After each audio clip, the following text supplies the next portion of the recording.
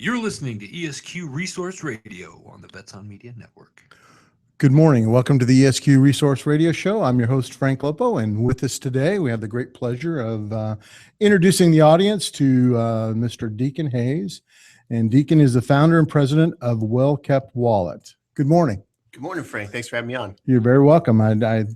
What you provide in your financial coaching and curriculum, I think, is a desperate need, not only for the veteran audience that we have today, but everyone in general. I'm a true believer in we should be educating kids from junior high school all the way through college on the fundamental principles of life skills and money management. Well, thanks. It's been a privilege for me to be in this industry and to really try to impact people with our own personal story of how we paid off our debt and to really kind of help other people achieve their financial goals. So love it as well. Excellent. Well, why don't you go ahead and share a little bit about, as you alluded to with your own personal story with, because I think everybody can relate and appreciate, that personal experience that you can share, because most of us has been there and most of us learn our financial management skills through the hard knocks of doing the wrong things and determining I'm not going to make those same mistakes. So go ahead, tell us a little bit about that. Sure. So when my wife and I got married, we were in our mid-20s and we decided we're going to combine our finances to kind of see where everything's at, what our debt was, what our assets were, and, our income and expenses. Right. And when we did that, we realized we had about $52,000 in consumer debt. And so I don't know about you, but me being 25 at the time and saying, oh my gosh, that's a huge load of debt to just be starting off in life. Sure. And also I had purchased 2 condos at 2006 in Arizona, which was the height of the living market. The dream. Huh? Yeah. So I had about 350 grand in mortgage debt. So right. Here I am, this I would say young guy, and we're getting married and we're overwhelmed with what are we going to do with all of this debt? Right. And so, I'm a big believer in learning from people who have been successful. And so, I'm a reader. So I read books from, say, Ron Blue and Dave Ramsey and right. Jim Cramer and Warren Buffett even, right? And so just trying to figure out how do people that are successful handle money. And so we put together what I call a financial game plan. And in 18 months, we were able to pay off all $52,000 in debt. That's incredible. And so for me, that was like this huge wind in my sails that, sure. that, oh my gosh, this is possible, right? Because at the beginning, it didn't seem possible, right? Right. We pay off, $500, but you're like, oh, we still have 51,500 to go, right? But as we started to think, okay, well, what else can I do? I could sell my brand new car, which was upside down about $1,000, but that got rid of $17,000 of that debt. Right. And it gave us an extra $400 a month to work with to pay off other debt. And so we just started to put together this plan. And in doing so and casting this vision of, hey, I want to get out of debt in 18 months and then developing a plan to get there, we were able to do it. And so that kind of gave me the motivation to kind of switch careers from selling wood floors to, hey, let me help people with their finances. Right. Excellent. And those are things that people tend to, that becomes their struggle with having to make those choices, like you say, about giving up a vehicle and using what's available versus living the lifestyle type thing. And then that's a real tough issue for a lot of people to overcome. But it really starts with sitting down and assessing your situation. Right. And saying, here's where I'm at. And so you may not be able to do it in 18 months, but if you look at it in 36 months, at least you put light at the end of the tunnel, I guess, as I always tell our clients. That's what you're looking for. Absolutely. Is an end game in the situation. Yeah. And like you said, it's just setting a goal and then mapping out a plan to get there, right? It's like if I want to go to New York City, I'm going to say, okay, I'm going to take, the I-17 north, and then I'm going to take another freeway going east, right. and you're going to map out that plan. Eventually you get to New York City, right? So it's really setting that destination, I think, is a huge goal. And then that's a motivator behind, selling the car or, whatever else you might have to sacrifice during that time to achieve that goal. Right. Because what I see is that frustration, people just get overwhelmed with it and think, I met a client the other day and when he says, hey, I have $17,000 in debt 3 years ago, and I've been paying on it, and I still have $17,000 in debt. And it's just a treadmill they can't get off of because they just as on the credit card statement, it says, if you make the minimum payment, you'll pay this off in 6 years or 8 years. And I always tell people that's if you don't use the card in that model, because if you look at the next box, it says 23 years or 26 years. And we never do that math. People don't, most people use that credit card as their saving buffer to get them by. They don't ever think consciously that how would my life change instead of using that $5,000 credit limit as my savings account if I actually had $5,000, in a bank account or in my cookie jar or whatever means I use to save money, have that available to me. How different would my life be? And it's significant. There's no doubt about that. Absolutely. And that's so good point. If people are in debt, like for that gentleman or the person that was in that debt, the first thing I say is you got to stop using credit, right? If you want to get out of debt, you got to stop using debt as a way of life, right? Because otherwise that balance is just going to keep, building. And so that's the first step. The second step is to have what I call a starter emergency fund of at least $1,000, because that's what puts a buffer between you and your debt. Right. And I think that's a struggle for a lot of people, because someone listening to this could be like, $1,000. Like, I haven't had $1,000 in my bank account ever that I could think of, because it always goes to pay bills. Right. And so it's just a discipline that people need to develop, right? But that helps them. So now they're not running to the credit card for the emergencies. They got the $1,000 so that they can actually start to make some progress on that treadmill of 17 grand a day. Right. And it starts just making those choices versus doing, like they say that, the definition of insanity, continue doing the same thing over and over again and expecting a different result. And that's what most people get caught up in. And as I tell them, the banks deliver that addiction to you. That's how they make money, is they get you in their game and they feed you, and then they raise your credit limit, and you have $1,000 limit, and then you have a $2,000 limit, and crazy things happen that you max out your credit cards. And it's a game that's stacked against you, because we don't take the time, one, to do the things that you talked about in educating ourselves and making those conscious choices of, here's what I want the outcome to be, and here's how I want to manage my life moving forward. And then creating that savings buffer, because that's the continuous thing. My thing with our clients is where I always lose them is the budget, and, ask them to bring in their budget. Oh, I've got one of those. And I say, well, okay, I don't believe you, but okay. Because if you had a budget, you wouldn't have $26,000 of credit card debt, because you would spend what you have. And how do you get people, in talking in those terms of setting up a budget? Do you have a plan for that as well? I do. So I actually created a video called "How to Create a Budget in 10 Minutes or Less." And so people went to YouTube and they typed that in, they'd be able to find it. And the idea was, the first budget doesn't have to be to the penny, right? It's like a first coat of paint. So generally I bring in $1,000, every paycheck. So that's $2,000 a month. My spouse brings in the same. So we have $4,000 in income, and then going through expenses, you typically know what your rent is. So you start with your fixed expenses, because those are always the same. Right. And then for the variable expenses, you just kind of guess, right? Because unless you're going to go back through all your bank statements, which is what everybody dreads doing. Right. It's just, hey, let's just say we spend $500 a month on groceries. And you get the first coat of paint, and then you go through and you say, okay, well, I'm going to now for the next month, I'm going to track our variable expenses. So groceries, entertainment. Do we really spend $500? No, we spent $850. Right. Holy cow. We need to pull that back. And so then, I recommend using the envelope system, which is really effective for us paying off our debt. So we literally put cash in an envelope for groceries, for entertainment, and for girl and guy money. So that's, guy money would be, I want to buy technology stuff, and guy stuff, my wife wants to buy girl stuff. And so we had a, envelope with cash, and that's all we could use to pay for those things. Right. So instead of spending $850 on groceries, we're spending, we had a $250 grocery limit. And I don't think that's realistic for a lot of people, but I'd say, that $300 to $400, typically pretty realistic for a couple. And so putting it in there really put boundaries around our finances and helped us stay on track. Right.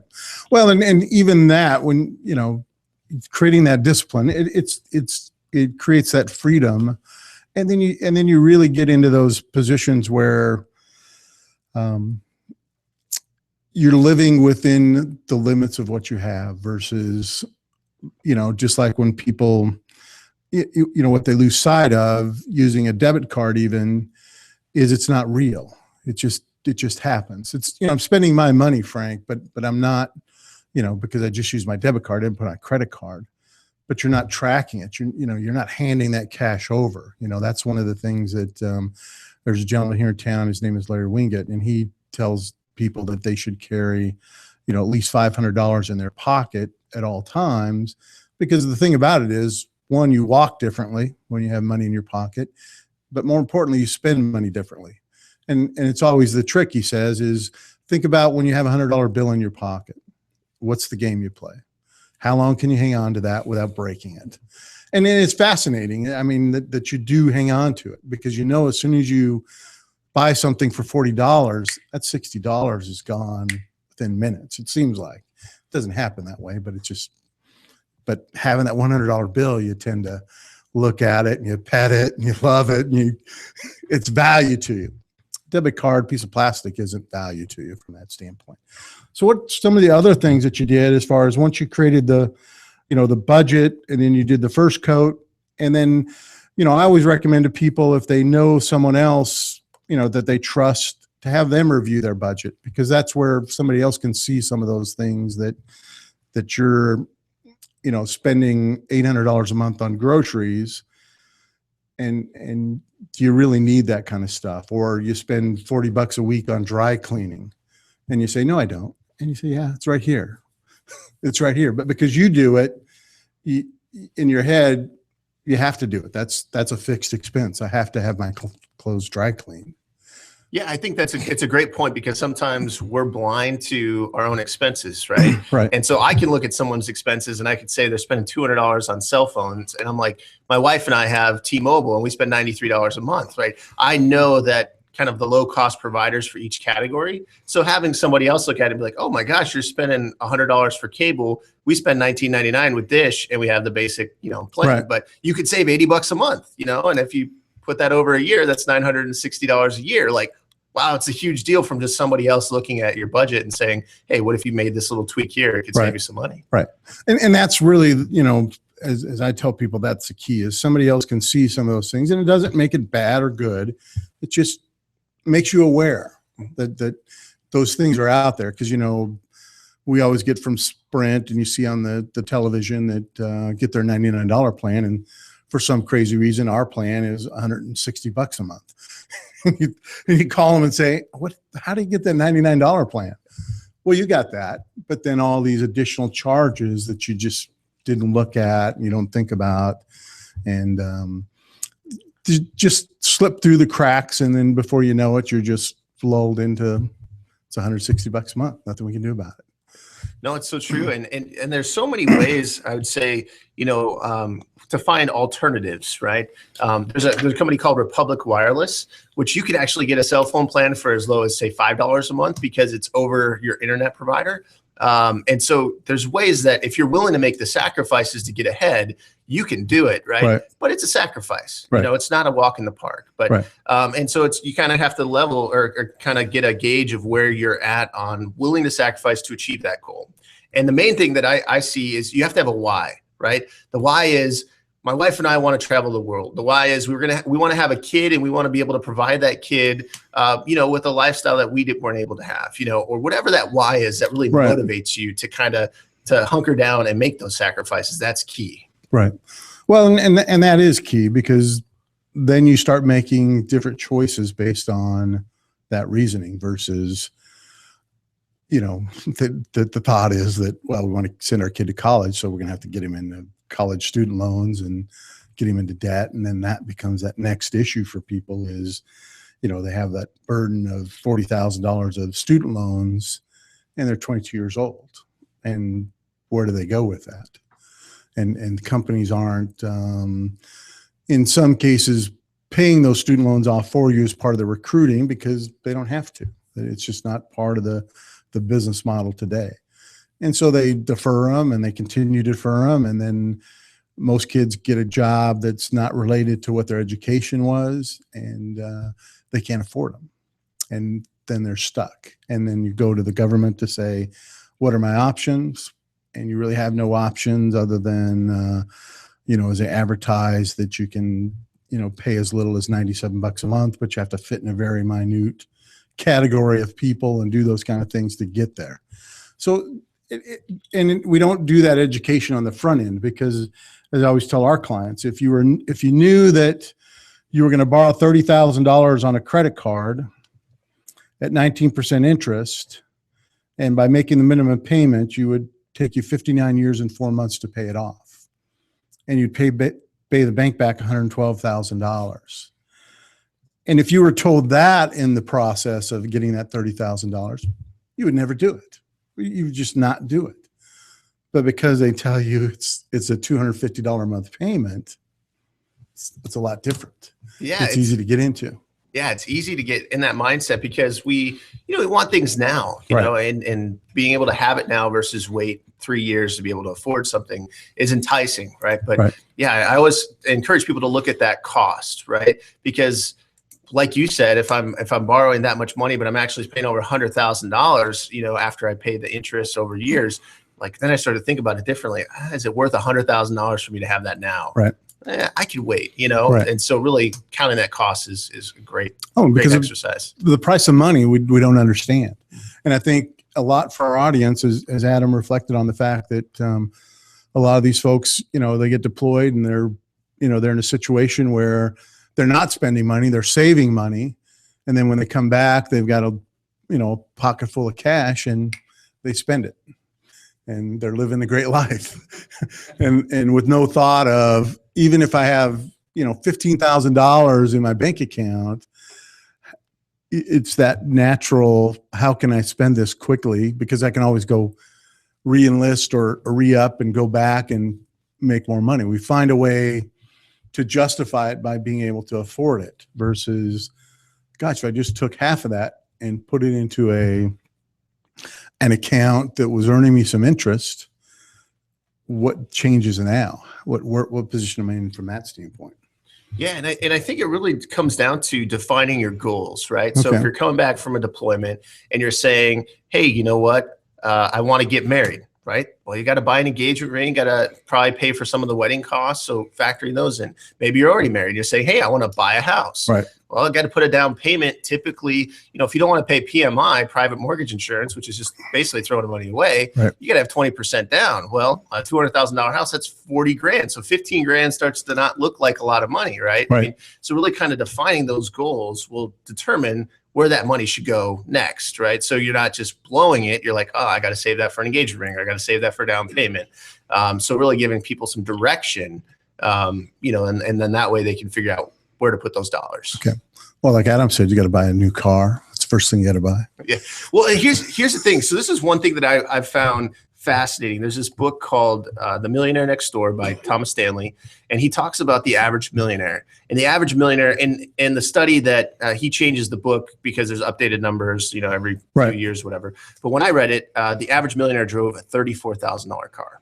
So that made me think, if a millionaire drives a $34,000 car, what type of car should I drive, right? If I don't have millions of dollars, right? And so the idea is proportionally speaking, I should be driving like a $2,000, $3,000 car, right? Because that's the type of assets I have compared to a millionaire. So what I really encourage people is you should be putting your money towards appreciating assets, not depreciating assets. Right. And a car is the quickest way to lose money, right? You buy this $34,000 car and you make, 40 grand a year, and all of a sudden in 5 years that car's worth 10 grand, right? And you just lost $24,000 like that. And so I really encourage people, find a used reliable car that's within your budget, pay cash for it, don't finance it. I currently drive a $3,700 Infiniti G20. It gets me where I need to go. It's a nice looking car. It's got a Bose system, but I didn't spend $34,000 for it. Well, and that's again using and believe me, I have a 22-year-old and a 26-year-old, and we have those conversations continually about, but Dad, I need that, I need that 320i. Yeah, I know you need it, but I'm not paying for it. Yeah. And what's it going to do for you from that standpoint? And then if you look at one that's 6 years old and you can afford it, and it's, $3,500, and like I say, you pay cash, it's a nice car, it's reliable. Maybe from a expense standpoint as far as repairs, but that's what you look at in those vehicles. the higher end are more expensive to repair, but they're also in most cases more reliable unless you have a lemon or whatever. But it's thinking in those terms. Absolutely. And, it's really what you value, right? So for me, I value freedom, financial freedom. I value the ability to do my own thing and be an entrepreneur. And so because of that, I value things less, right? I value traveling the world more than owning stuff. And so for me, my wife and I went to Paris and London this year. I'd rather spend $5,000 going to Paris and London and having this great experience with my wife before we have our first kid than owning a car that's, just going to depreciate on me. So it's just kind of figuring out what do you value more? And then, your finances should reflect that. Right. Gets back to that why and getting some of that understanding done. Absolutely. Okay, Deacon. Well, we're going to take a break here, but why don't we go ahead and give out a couple things? Give out your website, how people can contact you either via the phone or email, because I'm sure there's a lot of people that would have a tremendous interest in what you're talking about and may want to touch base with you on a more personal level. So go ahead. Absolutely. So wellkeptwallet.com is the website, and you can find some free forms there that I was talking about earlier. And then you could also reach me at deacon@wellkeptwallet.com. If you want by phone, you could call 480-567-2637. All right. Well, we will be back in just a few minutes with more from Decon Hayes and Well Kept Wallet. Would you like to own a thriving business and help employ local veterans? The Vetraplex Handyman Construction and Landscape business is the opportunity you've been waiting for. The Vetraplex is your gateway to an affordable startup business with 0% financing for qualifying owners. By owning a Vetraplex franchise, you will be hiring veterans, providing them both income and opportunity, while at the same time providing your customers a way to say, thank you for your service to our nation's veterans. For more information, visit vetraplex.org. Again, that's vetraplex.org, or call 928-284-2022. Breaker 1-9. How about that bandit? You got some ears on, son? Have you ever wanted to be a truck driver? If so, pay attention. If not, pay attention anyway. Southwest Truck Driver Training offers everything you need to get started.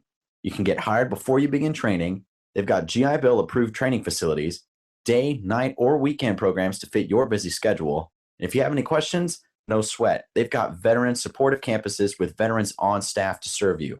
And on top of that, they have lifetime job placement assistance. Put the pedal to the metal. Call Southwest Truck Driver Training today.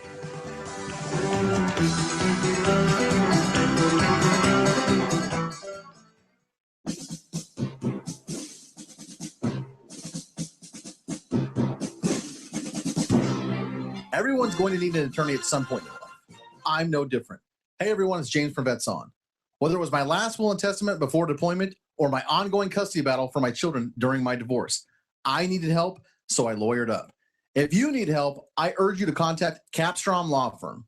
Capstrom Law Firm in Springfield, Missouri services clients throughout the state in criminal law, personal injury, and family law. With over 13 years practicing law, Tom Capstrom understands both law and court procedures and how stressful they can be.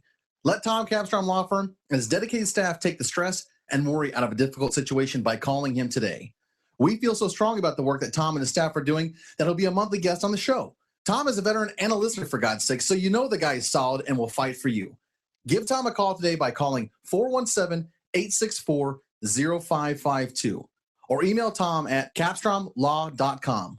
And don't forget to tell him that Vets On sent you. The choice of a lawyer is an important decision and should not be based solely upon advertising.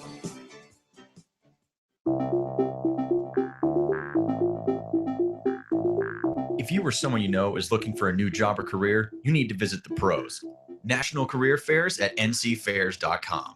National Career Fairs hosts over 300 career fairs a year nationwide. The events are free and give you the perfect chance to meet some of the top employers in your area face-to-face. To find the nearest career fair to you, visit ncfairs.com. Again, that's ncfairs.com. What are you waiting for?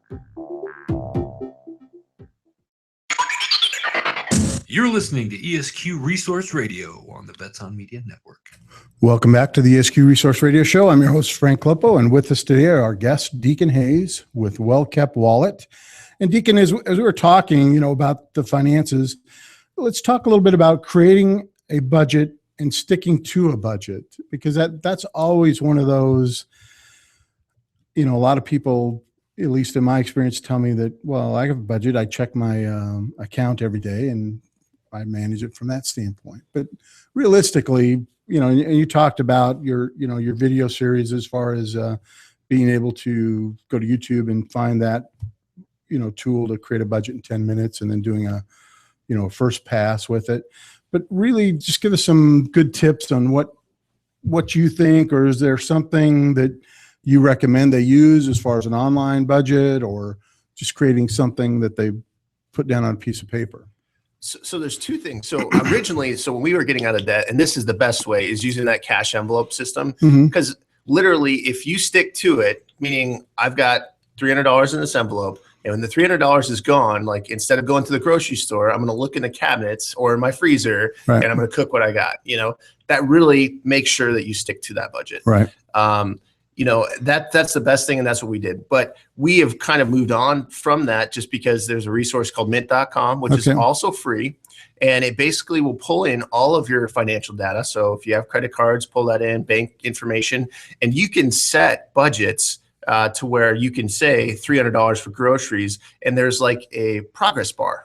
So if you spend $50, now you have $250 left. If you spend $150, now you got $150 left. And so if both you and your wife have a smartphone, you can have a mint.com app, and I can open it up and say, real time, if my wife just bought groceries, I can see how much we have left to spend on groceries. Right.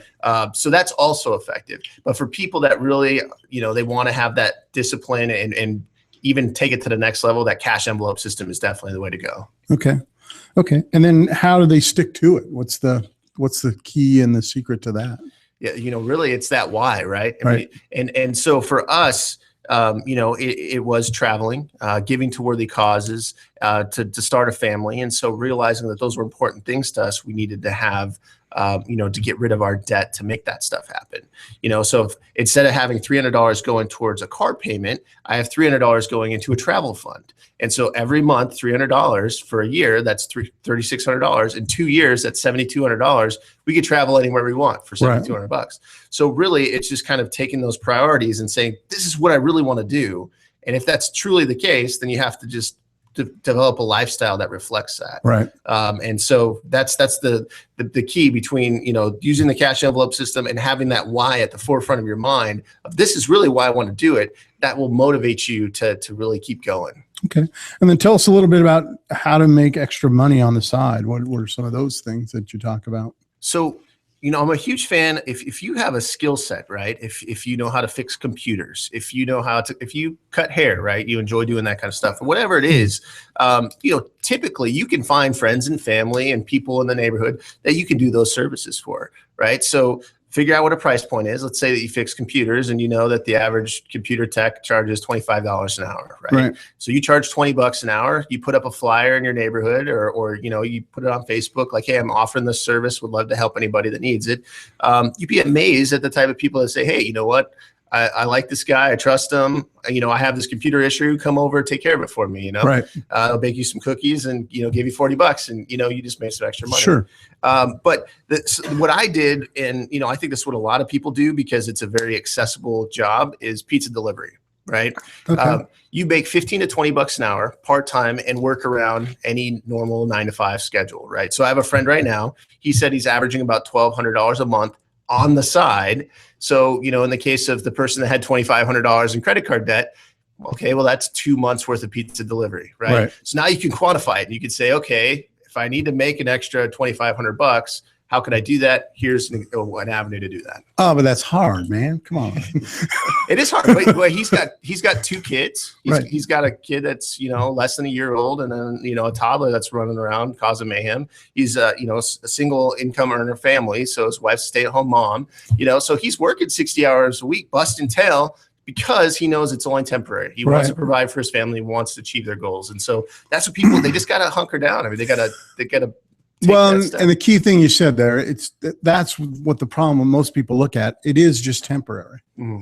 If you really assess it and think in terms of, we do financial classes for Catholic Charities and Habitat for Humanity, and it's always interesting as people tell you some of their struggles, and you talk in terms of, we had one couple that the one thing they wouldn't compromise, at least the husband, is Helmsman's mayonnaise. He was not ever in his life going to give that up. If he was just not going to do it. And so it's trying to get them to understand, okay, so if that's the one thing you're not going to give on, so what if you get, instead of the high-end bread, you get, the store bread, or what, something that makes up for that, and just some give and take in that.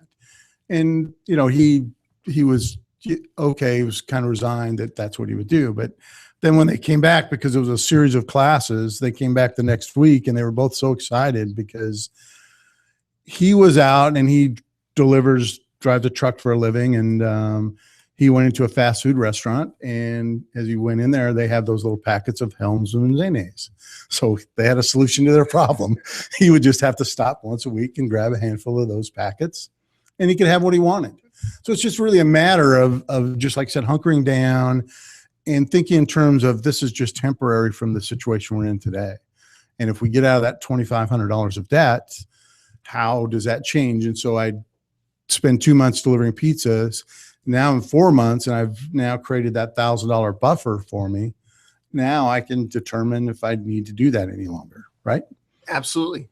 And, and another thing, is figuring out, okay, so what do I do with that cash? Like, once I don't have $300, $800 in debt payments anymore, what do I do with it? Right. So really having a game plan before then, otherwise you're just going to blow it. Right. That money's just going to go. So obviously for a lot of people, that's, you want to be able to retire, right? Investing for the future. So, figuring out what those options are for you, planning for your kids' college. You're talking about student loan debt, not having to have that burden, right? So putting money into an ESA or a 529 for your kid. So really that's another part of the equation, is figuring out, okay, once I actually do it, where's that money going to go? Right. Well, and you also work with people and trying to help them find avenues where, scholarships are available for education, things like that. And what benefits are out there that we don't realize are available to just a standard person. It's amazing. There's probably a free resource for everything, right? So I know a lady, Celeste Horton. Her name's Celeste. I'm not sure if that's her last name, but she has a podcast called the How to Go to College HQ podcast. She literally teaches people how they could go to college for free, right? Scholarships and working on the side, and grants and resources. And the whole idea is to help people have this information that they wouldn't otherwise have. So really, if it's, trying to figure out how to put your kids through college, look for those resources. If it's, hey, for investing, there's free investing, resources to teach you how to pick investments and how to diversify and those types of things. So really doing research and online for those type of things. I've got a lot of stuff on Well Kept Wallet to help people with that. But really, that's kind of where I start is helping people. You can definitely go to paid resources, and that's definitely one way to do it. Right. Kind of at least getting the basic foundation, so you understand, if I'm going to get a 529, I need to go to somebody that offers a 529, right? Not everybody does that. So. Right. Well, at least knowing what that means. So when you're walking into a room, you at least have somewhat of knowledge, because I think, again, as consumers, we're always, not always, but most cases, truly believe other people are looking out for our best interests. And the reality is most people are motivated by what's in it for them, not necessarily how they can help you. And there's great people out there that want to help and provide great services. But if you just educate yourself a little bit, the key to it is you're asking the right questions when you're meeting with that professional. So, just like when I tell people about, one of their questions is, Frank, I've been a client of Bank of America for 15 years now, and my interest rate's 21%. Do you think they would reduce it? And my answer is always yes, they would. And then what the craziest thing happens is they call me back the next day and say, well, they told me no, Frank. I said, okay, so what do you want? Well, I want this lower interest rate. And you said if I call them, they would reduce it. And I said, well, here's how this game works. You have to want it more than they don't want to give it to you, because they're trained initially to say no, because they know, and their studies tell them that when, as a consumer, we hear the word no, we accept it in most cases. But if you call them the next day and you call them the next day and you're persistent, because you got to want it more than they don't want to give it to you. And eventually you'll come across somebody that's going to say, you know what, you're right. You've been a long time customer. And it may be 2 weeks, it may be 6 months. I don't know what that is, but you got to work for it. And that's the whole thing with it is, you know, as you get back to your why, that you have to want those things in life in order to get them. Because I always look back and was, you know, talking with a friend of mine, and at every instance in my life where I've had success, it's always been based on the plan I've had and showing up prepared versus just calling and saying, hey, somebody told me that you'd reduce my interest rate. What do you say? No. Okay, thanks. And then they call me upset and they want a piece of my skin over the deal. And I'm like, wait a minute, stop. I'm not the bad guy here. Call Bank of America back and ask them again and keep asking them. Yeah, and that's why educating yourself is so huge, because now, and also thinking, you know, if you're going to ask for something, you know, why would they do it, right? Well, hey, I've been a long time customer. You know, I had delinquency in the past, but for the past 6 months, I've been on time every month, or I paid early, you know, and really kind of pitching it up to them like, hey, not that, it, you know, like I deserve this, right? Like I've been doing my part to try to get my finances in order. So they say, you know what, you're right, sir, let's do that, versus, you know, hey, I heard someone told me that I could do this, and they tell you no and you go. Like, you know, you really got to be educated so that you can, you know, try to help better your financial situation. Well, and they know too, the other thing they know is we won't take action. We'll throw a lot of empty threats out there and say, well, if you don't do it, I'm going to close my account and go somewhere else. And people are shocked when they say, okay, because again, your $5,000 credit card is not going to break the bank's back. You know, you don't have that influence.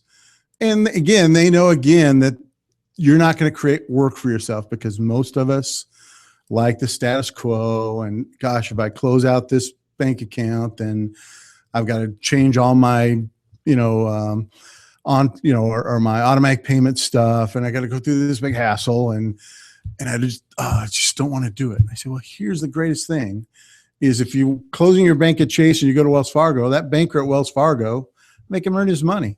He'll do all that for you if you utilize it. But, you know, I've been at Chase for so long. It's, again, you got to want it more than they don't want to give it to you, type of an attitude you have to have. So great. Well, we got about 3 more minutes. So why don't you go ahead again and give out your information. And would love to have anybody in the audience that's looking for just some help. They can certainly go to the website, and you have a lot of free resources available to people on the website. So go ahead and give that information, Deacon. Absolutely. Once again, it's wellkeptwallet.com. Or they can reach me at deacon@wellkeptwallet.com. And if you have any questions as far as filling out the forms or how to reduce your expenses or how to eliminate your debt, would love to help you any way I can. All right. We will be right back after these messages. Thank you much. Everyone's going to need an attorney at some point in their life. I'm no different. Hey, everyone, it's James from Vets On. Whether it was my last will and testament before deployment or my ongoing custody battle for my children during my divorce, I needed help, so I lawyered up. If you need help, I urge you to contact Capstrom Law Firm. Capstrom Law Firm in Springfield, Missouri services clients throughout the state in criminal law, personal injury, and family law. With over 13 years practicing law, Tom Capstrom understands both law and court procedures and how stressful they can be. Let Tom Capstrom Law Firm and his dedicated staff take the stress and worry out of a difficult situation by calling him today. We feel so strong about the work that Tom and his staff are doing that he'll be a monthly guest on the show. Tom is a veteran and a listener, for God's sake, so you know the guy is solid and will fight for you. Give Tom a call today by calling 417-864-0552 or email Tom at capstromlaw.com. And don't forget to tell him that Vets On sent you. The choice of a lawyer is an important decision and should not be based solely upon advertising. Break it one now. How about that bandit? You got some ears on, son? Have you ever wanted to be a truck driver? If so, pay attention. If not, pay attention anyway. Southwest Truck Driver Training offers everything you need to get started. You can get hired before you begin training. They've got GI Bill approved training facilities, day, night, or weekend programs to fit your busy schedule. If you have any questions, no sweat. They've got veteran supportive campuses with veterans on staff to serve you. And on top of that, they have lifetime job placement assistance. Put the pedal to the metal. Call Southwest Truck Driver Training today.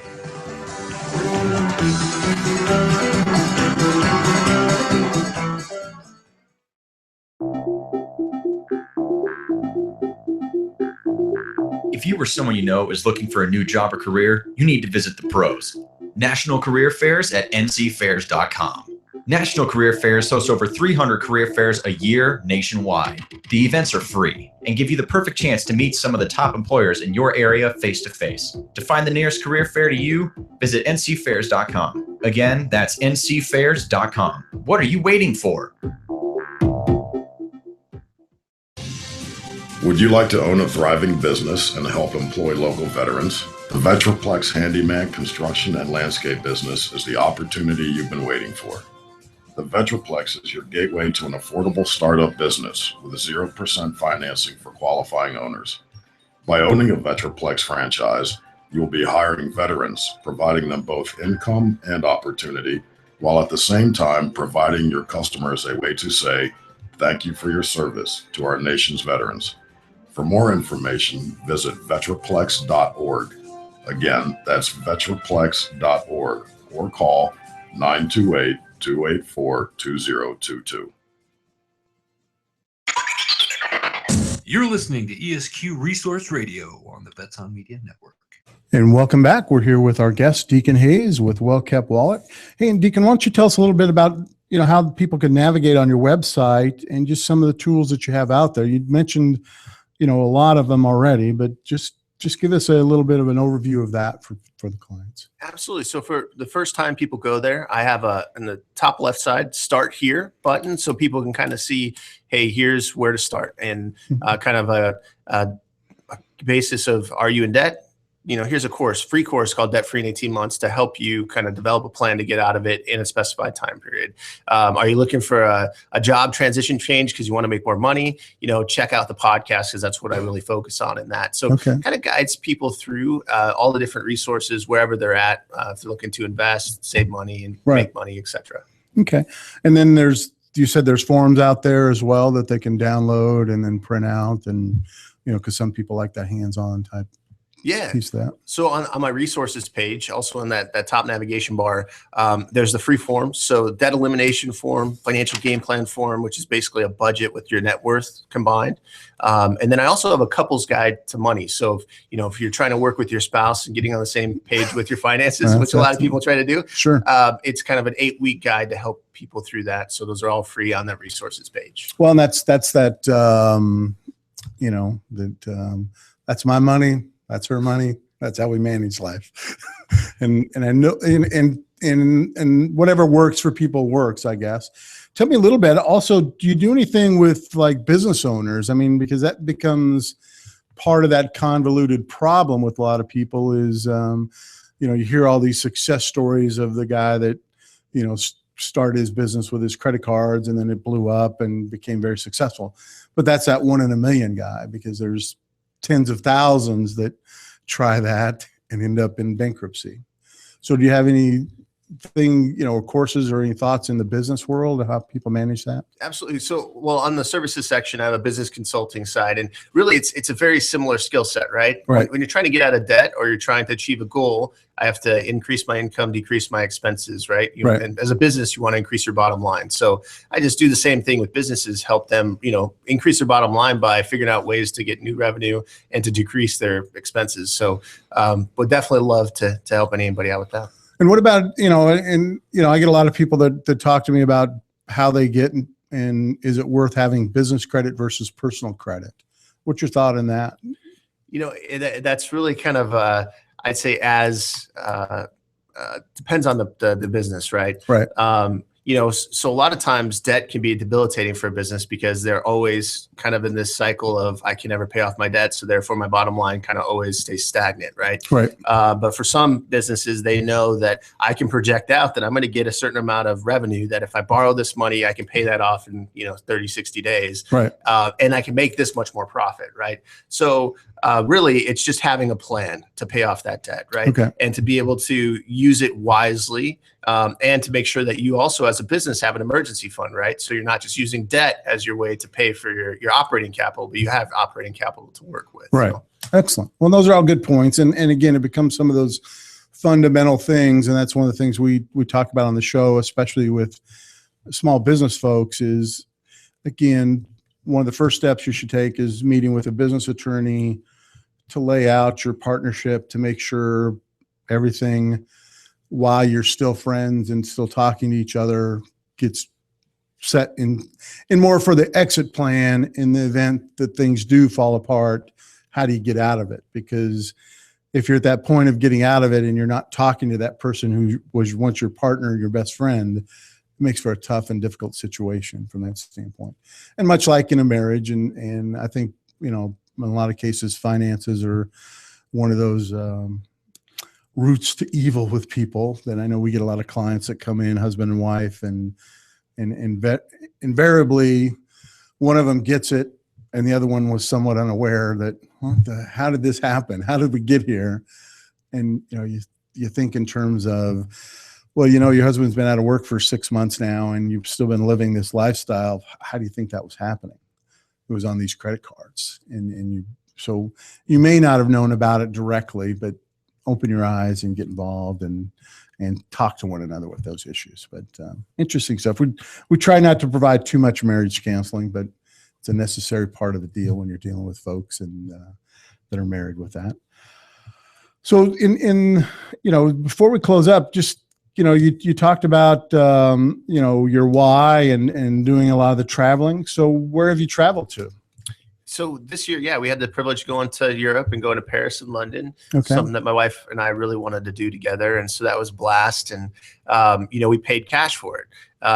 And so like I said, we saved up that money month after month so that we had it. And so the goal is every 2 years, right? We save up $7,200 every 2 years. We're able to go to wherever we want to go. Right.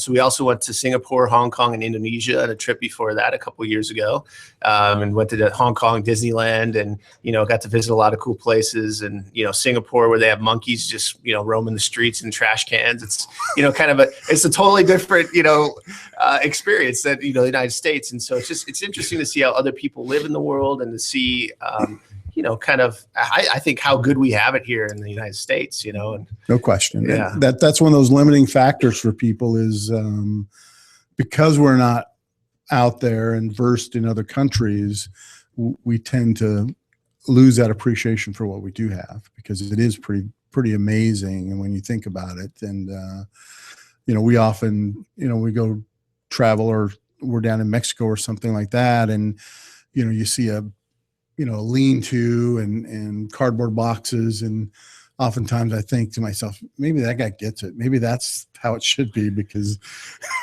this is crazy what you get up and go after every day and add all this stress when, that guy wakes up every day and it's a new adventure. How's it going to turn out today? And how am I going to find the resources to get what I need to survive?